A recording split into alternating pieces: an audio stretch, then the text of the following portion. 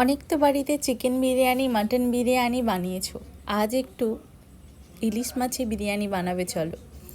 আজ আমি তোমাদের সাথে শেয়ার করব ইলিশ মাছের বিরিয়ানি কী করে বানানো হয়। যদিও আমি ইলিশ মাছের বিরিয়ানিটা সেকেন্ড টাইম বানাচ্ছি, চলো কী করে বানাই সেই রেসিপিটাই আজকে তোমাদের সাথে আমি শেয়ার করব। প্রথমেই এখানে আমি কলা পাতাতে 3 পিস ইলিশ মাছ নিয়ে নিয়েছি।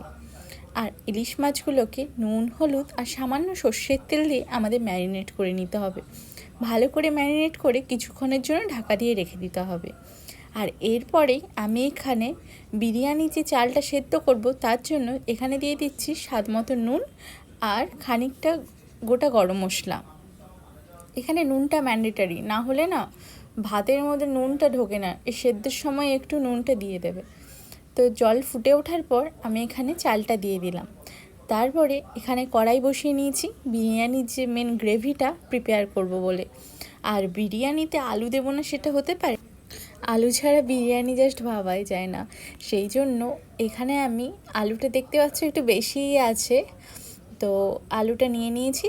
আলুতে নুন হলুদ আর সামান্য কাশ্মীরি লঙ্কার গুঁড়ো দিয়ে ভালো করে মেখে নেব। আর এখানে আমি কড়াইতে প্রথমে একটু পেঁয়াজগুলোকে ভেজে নেব, বেরেস্তার জন্য পেঁয়াজটাকে আমি একটু ফ্রাই করে নেব।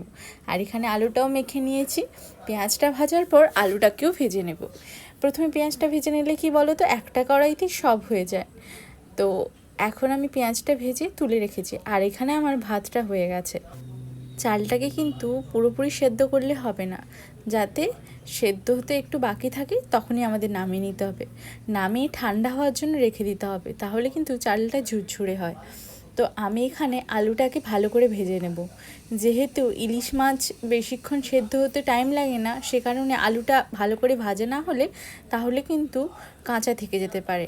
আর আমি এখানে চালটাকে থালাতে ঢেলে হাওয়াতে শুকোতে দিয়েছি, যাতে ভালো করে ঝরঝরে হয়ে যায়। আর এখানে আমাদের প্রথমে হালকা করে ইলিশ মাছটাকে একটু ফ্রাই করে নিতে হবে, খুব বেশি ভাজার প্রয়োজন নেই, হালকা আছে কিছুক্ষণের জন্য 1 থেকে 2 মিনিট আমরা একটু ভেজে নেব। তো আমার এখন ইলিশ মাছটা ভাজা কমপ্লিট হয়ে গেছে, ইলিশ মাছটা তুলে নেব। এখন আমি কড়াইতে দিয়ে দিচ্ছি 2টো লবঙ্গ আর 2টো বড় এলাচ। আর তারপরে আমি এখানে দিয়ে দেবো পেঁয়াজ বাটা। পেঁয়াজটাকে বেটে দিলেই ভালো, গ্রেভিটা একটু ঠিক হয়। তো আমি এখানে পেঁয়াজটাকে বেটে দিয়েছি। পেঁয়াজ বাটা দেওয়ার পর কিছুক্ষণ ভাজা হয়ে গেলে তারপর দিয়ে দেবো এখানে আদা রসুন আর কাঁচা লঙ্কা বাটা।